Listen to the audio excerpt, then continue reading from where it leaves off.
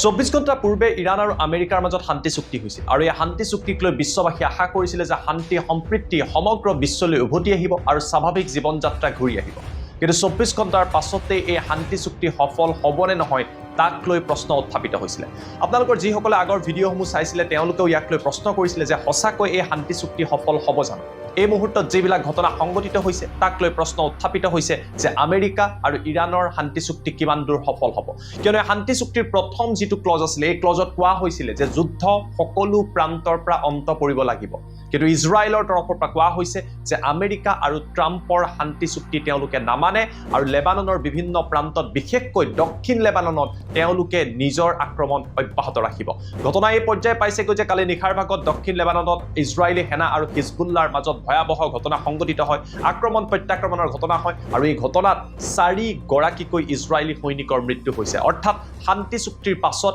ইজৰাইলৰ বাবে ই এক বৃহৎ আঘাত হিচাপে পৰিগণিত হৈছে। স্বাভাৱিকতে প্ৰশ্ন উত্থাপিত হৈছে আৰু ইৰাণে কৈছে যদি যুদ্ধ চলি থাকে আমি শান্তি চুক্তি নকৰোঁ। এতিয়া ডাঙৰ প্ৰশ্নটো হৈছে সঁচাকৈ শান্তি চুক্তি সফল হ'বনে? কিয়নো আমেৰিকাৰ উপৰাষ্ট্ৰপতি জেডি ভেন্স ছুইজাৰলেণ্ডলৈ যোৱা কথা আছিলে আৰু এই মুহূৰ্তত সেই যাত্ৰা বাতিল কৰা হৈছে।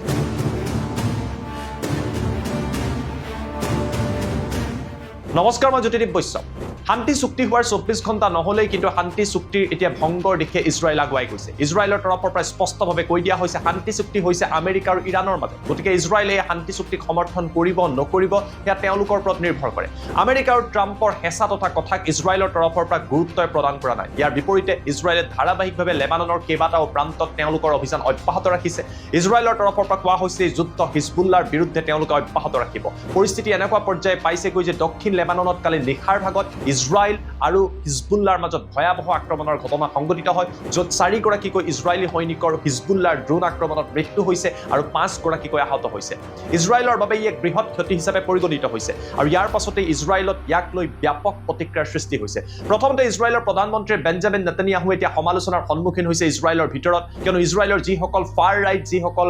নেতা আছে, যিসকল মন্ত্ৰী আছে তেওঁলোকে সমালোচনা কৰিছে নেতানিয়াহু। তেওঁলোকে ক'ব বিচাৰিছে যে নেতানিয়াহুৱে আমেৰিকাৰ হেঁচাত পৰি কোনো কাৰণতেই যাতে এই যুদ্ধৰ অন্ত নেপেলায়। তেওঁলোকে ক'ব বিচাৰিছে এই যুদ্ধ তেওঁলোকে চুক্তিৰ বাবে কৰা নাছিলে, কিয়নো ইজৰাইলৰ এই নেতাসকলৰ বাবে এই চুক্তিৰ ফলত ইৰাণৰহে একমাত্ৰ লাভান্বিত হৈছে, ইৰাণ অধিক শক্তিশালী হৈছে। অৰ্থাৎ আমেৰিকা আৰু ইজৰাইলে যিদৰে ইৰাণক আত্মসমৰ্পণ কৰাটো বিচাৰিছিলে, ট্ৰাম্পে যিদৰে আনকণ্ডিশ্যনেল চাৰেণ্ডাৰৰ কথা কৈছিলে, এই কথাবিলাক এতিয়া যুদ্ধৰ 100 দিনৰ পাছত এই শান্তি চুক্তি স্বাক্ষৰ কৰাৰ পিছত ভুৱা বুলি প্ৰমাণিত হৈছে। পৰ্যায়ক্ৰমে ট্ৰাম্প আৰু আমেৰিকাই ইৰাণৰ যথেষ্ট সংখ্যক যিবিলাক দাবী সেইবিলাক মানি ল'বলগীয়া হৈছে আৰু ইয়াক লৈ ইজৰাইল ক্ষুণ্ণ হৈ পৰিছে। ইজৰাইলত আগন্তুক সময়ত নিৰ্বাচন অনুষ্ঠিত হ'বলৈ গৈ আছে আৰু তাৰ বাবে বেঞ্জামিন নেতানিয়াহুৰ ওপৰত চাপ বৃদ্ধি পাইছে। পৰিস্থিতি এনেকুৱা পৰ্যায় পাইছেগৈ যে আমেৰিকা আৰু ইজৰাইলৰ সম্পৰ্ক এতিয়া ক্ৰমান্বয়ে বেয়া হোৱা আৰম্ভ কৰিছে। আমেৰিকাৰ উপৰাষ্ট্ৰপতি জেডি ভেন্সৰ তৰফৰ পৰা ইজৰাইলক লৈ কেইবাটাও ডাঙৰ মন্তব্য কৰা হৈছে। কি কোৱা হৈছে সেয়া জনাম, কিন্তু তাৰ পূৰ্বে ইজৰাইলৰ ভিতৰচৰাত কি পৰিৱেশৰ সৃষ্টি হৈছে সেই কথাটো জনাৰ চেষ্টা কৰক।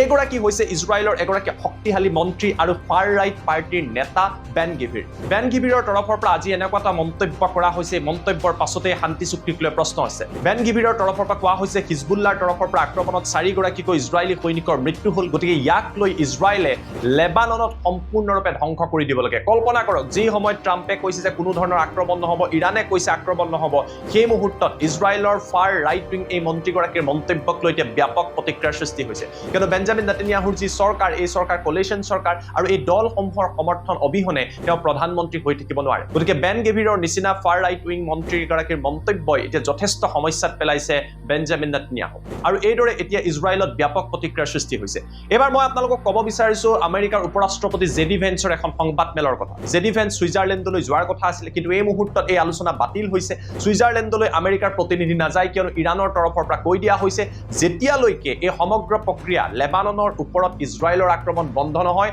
তেওঁলোকে আলোচনাৰ পৰৱৰ্তী বিষয়ক লৈ কোনো ধৰণৰ আলোচনা নকৰে। অৰ্থাৎ ছুইজাৰলেণ্ডত যি পৰৱৰ্তী আলোচনা কৰা আছিলে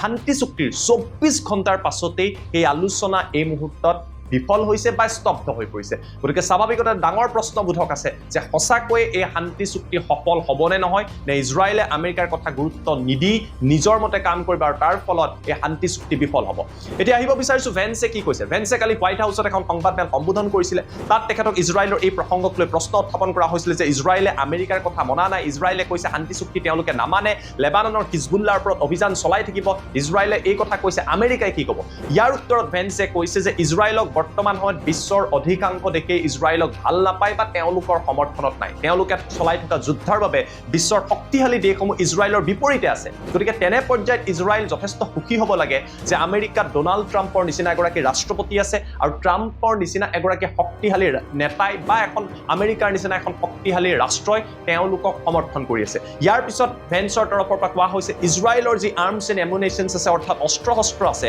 ইয়াৰ 2/3 আমেৰিকাৰ কোম্পানীয়ে নিৰ্মাণ কৰে আমেৰিকাৰ টেক্স পেয়াৰৰ টকাৰে বা আমেৰিকাৰ কৰদাতাৰ টকাৰে এই অস্ত্ৰ শস্ত্ৰ যোগান ধৰা হয় অৰ্থাৎ ইজৰাইলে যি যুদ্ধ চলাই আছে ইৰাণৰ বিৰুদ্ধে হওক হামাছৰ বিৰুদ্ধে হওক হিজবুল্লাৰ বিৰুদ্ধে হওক বা লেবাননৰ বিৰুদ্ধে হওক এই যুদ্ধ ফাইনেন্স কৰি আছে আমেৰিকা যুক্তৰাষ্ট্ৰই এই কথা ইজৰাইলে বুজা উচিত অৰ্থাৎ আমেৰিকাৰ তৰফৰ পৰা ট্ৰাম্পৰ পিছত উপৰাষ্ট্ৰপতি জেডি ভেন্সে এটা ৰেড লাইন এই মুহূৰ্তত ইজৰাইলৰ বাবে দি দিছে হয় ইজৰাইলে আমেৰিকাৰ কথা শুনক অন্যথা ইজৰাইলক আমেৰিকাই এবান্ডন কৰিব পাৰে এটা ডাঙৰ প্ৰশ্ন হৈছে সঁচাকৈ আমেৰিকাই ইজৰাইলক এবান্ডন কৰিব পাৰিব জানো আমেৰিকাৰ যদি ৰাজনীতি চাই আমেৰিকাৰ ৰাজনীতিত ইজৰাইলী জিউসকলৰ যথেষ্ট প্ৰভাৱ আছে আমেৰিকাৰ বেংকিং সিস্টেমৰ পৰা আৰম্ভ কৰি ডাঙৰ যিবিলাক কোম্পানীজ আছে সকলোবিলাক ইজৰাইলী মূলৰ বা যথেষ্ট সংখ্যক ইজৰাইলী মূলৰ জিউসকলে নিয়ন্ত্ৰণ কৰে এনে পৰ্যায়ত আমেৰিকাৰ ৰিপাব্লিকান পাৰ্টিৰ পৰা আৰম্ভ কৰি আমেৰিকাৰ অৰ্থনীতিৰ পৰা ৱাল ষ্ট্ৰীটলৈকে জিউসকলৰ যথেষ্ট প্ৰভাৱ আছে আৰু তাৰ বাবে বিচাৰিলেও আমেৰিকাই ইজৰাইলক এৰি দিব নোৱাৰে বা এবান্ডন কৰিব নোৱাৰে গতিকে এনে পৰ্যায়ত আমেৰিকাও ফচি গৈছে ইজৰাইলো ফচি গৈছে হেঁচা প্ৰতিহেঁচা অব্যাহত আছে কিন্তু ইৰাণে চাওক এই সমগ্ৰ গেমটোত প্ৰথমতে ইৰাণে এটা ডাঙৰ ভূমিকা গ্ৰহণ কৰিছে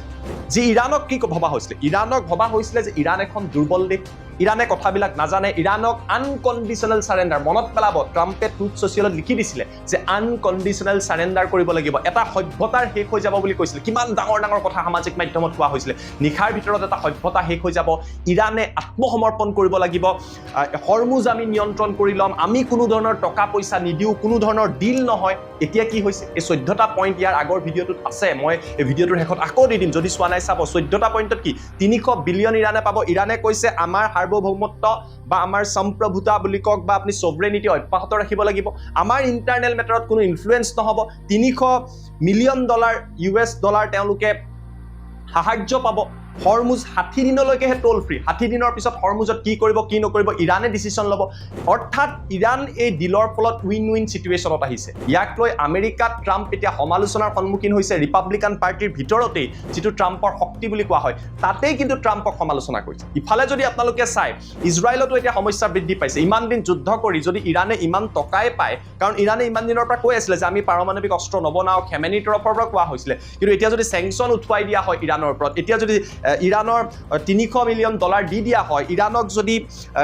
যিবিলাক ফ্ৰোজেন এছেট বা যিবিলাক ফ্ৰিজ কৰি ৰখা তেওঁলোকৰ সম্পত্তি খুলি দিয়া হয় ইয়াৰ ফলত ইৰাণ লাভান্বিত হ'ব ইৰাণৰ অৰ্থনৈতিক উন্নয়ন হ'ব গতিকে স্বাভাৱিকতে প্ৰশ্ন উত্থাপিত হৈছে অৰ্থনৈতিক উন্নয়নে যদি কৰিব আছিলে যদি স্যাংচনে উঠুৱাবলৈ আছিলে যদি কোনো ধৰণৰ আত্মসমৰ্পণ কৰাবই নোৱাৰিলে যুদ্ধত যদি পৰাজিত কৰিব নোৱাৰিলে যুদ্ধ কৰিলে কিয়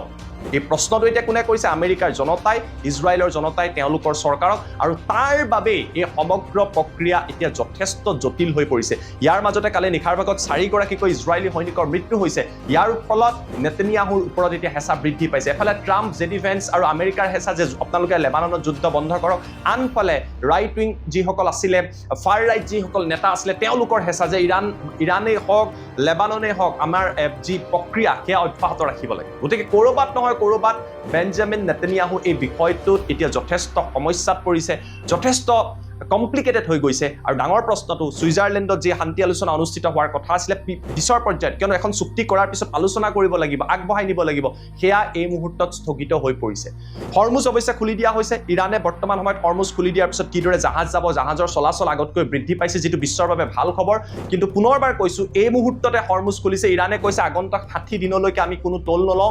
আমি জাহাজবিলাক কিদৰে পাৰ কৰাব পাৰি তাৰ ব্যৱস্থা কৰি দিম কিন্তু ডাঙৰ প্ৰশ্ন মন কৰিব হৰমুজ আগতে বিনামূলীয়া আছিলে আমেৰিকাই এই যুদ্ধ কৰাৰ আগতে অৰ্থাৎ হৰমুজত কোনো টোল দিব নালাগিছিলে এতিয়া যুদ্ধ কৰিলে 60 দিনলৈকেহে কৰ দিব নালাগে 60 দিনৰ পাছত প্ৰতিখন জাহাজে এতিয়া কৰ দিব লাগিব টেক্স দিব লাগিব অৰ্থাৎ সামগ্ৰীৰ মূল্য এক্সপেন্সিভ হ'ব আগতকৈ বস্তুৰ দাম বাঢ়ি যাব গতিকে যুদ্ধ কৰি আমেৰিকাৰ কি লাভ হ'ল নাজানো ইৰাণৰ লাভ হ'ল আৰু বিশ্বৰ এতিয়া ক্ষতি হৈছে যাৰ বাবে হেঁচা পৰিছে আনকি ফ্ৰান্সৰ তৰফৰ পৰা কোৱা হৈছে ইজৰাইলক আমেৰিকাই আৰু হেঁচা দিব লাগে যাতে লেবাননৰ ওপৰত এই যুদ্ধৰ অন্ত পৰিব লাগে কিয়নো বিশ্ব এটা বুজি উঠিলে ইৰাণক যিমান দুৰ্বল বুলি ভবা হৈছিলে ইৰাণক যিমান নিখকটীয়া বুলি ভবা হৈছিলে ইৰাণক এমাহৰ ভিতৰত পৰাস্ত কৰিম বুলি ভবা হৈছিলে এতিয়া বিশ্বই বুজি উঠিলে যে ইৰাণ যথেষ্ট শক্তিশালী আৰু বিগত 37 বছৰ ইৰাণ ইয়াৰ বাবে প্ৰিপাৰেচন কৰি আছিলে যাৰ বাবে প্ৰেক্ষাপট এতিয়া সলনি হৈছে আমেৰিকাই ইজৰাইলক কিমান দূৰ হেঁচা দিব পাৰিব নোৱাৰিব তাৰ বাবে আমি অপেক্ষা কৰিব লাগিব কিন্তু পুনৰবাৰ কৈছো বিশ্বই শান্তিৰ কথা চিন্তা কৰিছিলে পিছ দিল হ'ল 24 ঘণ্টা নহ'লে এই মুহূৰ্তত এটা ডাঙৰ প্ৰশ্নবোধক আহিছে এই সমগ্ৰ শান্তি চুক্তিক লৈ এইখিনি কথা অলপ দীঘলীয়াকৈ ভিডিঅ'ৰ জৰিয়তে আপোনালোকক বৰ্ণনা কৰাৰ চেষ্টা কৰিলো কিন্তু কথাখিনি অতিকৈ গুৰুত্বপূৰ্ণ আগন্তুক সময়ত এই শান্তি চুক্তিক লৈ আমাৰ দৃষ্টি নিবদ্ধ হৈ থাকিব ইৰাণৰ ভূমিকাক লৈ দৃষ্টি নিবদ্ধ হৈ থাকিব ইজৰাইলে সঁচাকৈ আমেৰিকাৰ কথা শুনিবনে আমেৰিকা আৰু ইজৰাইলৰ মাজত বিভেদ বৃদ্ধি পাব এনেকুৱা বহু দিশৰ পৰা দৃষ্টি নিবদ্ধ হৈ থাকিব শান্তি বিশ্বই বিচাৰিছে কিন্তু পুনৰবাৰ কৈছো যে বিশ্বত আপুনি মই শান্তি বিচাৰিলেও একাংশ নেতাই যুদ্ধ হয়তো বিচাৰি আছে যাৰ বাবে বিশ্ব অশান্ত হৈ পৰিছে ভিডিঅ'টো সম্পূৰ্ণভাৱে চোৱাৰ বাবে ধন্যবাদ জনাইছো আৰু নতুনকৈ যদি দা পালছ আপোনালোকে ফেচবুকত চাই আছে পেজটো ফলো কৰি দিব আপোনালোকৰ আশীৰ্বাদ মৰম দিব আৰু যদি ইউটিউবত চাই আছে আমাৰ চেনেলটো সাবস্ক্ৰাইব কৰি দিব কিয়নো এনেকুৱা খবৰ মই আপোনালোকৰ বাবে প্ৰতিদিনেই তথ্য ভিত্তিত লৈ অহাৰ চেষ্টা কৰিম ধন্যবাদ